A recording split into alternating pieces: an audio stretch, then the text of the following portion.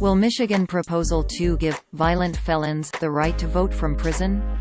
No, that's not true. The proposal, which was on the state's ballot and passed during the 2022 midterm election, does not affect imprisoned people's ability to vote. Rather, it amends Michigan's constitution to add various voting rights that are unrelated to prisoners. The claim appeared in a post published on Instagram on November 8, 2022, the day of the nationwide midterm elections. The post included a video discussing Michigan's Proposal 2. The post's caption opened, quote, "Pay attention Michigan. Proposal 2 would let people vote without showing any ID. Proposal 2 would give violent felons like murderers and rapists the right to vote from prison. Proposal 2 would allow billionaires to donate directly to election clerks. 81% of Americans support voter ID requirements. 72% of Michiganders support showing a photo ID to vote."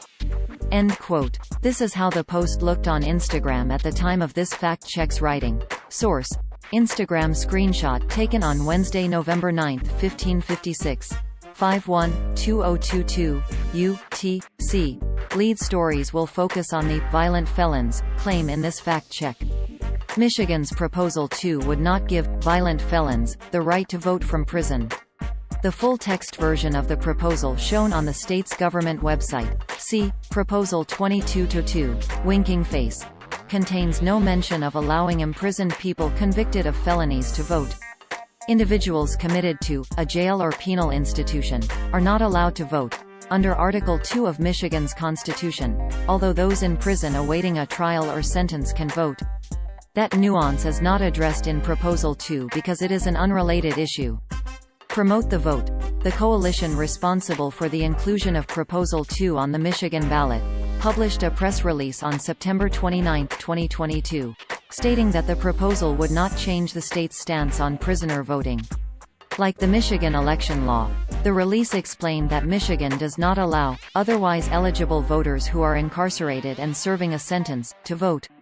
Promote the Vote has been clear that the primary purpose of Proposal 2 is to include other voting rights in the Michigan Constitution.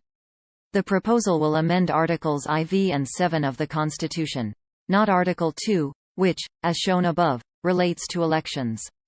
In an email to Lead Stories sent on November 9, 2022, Angela Benender, Deputy Chief of Communications for Michigan Secretary of State Jocelyn Benson, told us that the Michigan Department of State has not performed a legal analysis of the proposal because, in Michigan, ballot proposals are written by the citizen organizations that submit them and petition for their inclusion on the ballot. Lead Stories has contacted the American Civil Liberties Union of Michigan about the claim and will update this story with any relevant response. Additional Lead Stories fact checks related to voting rights can be found here.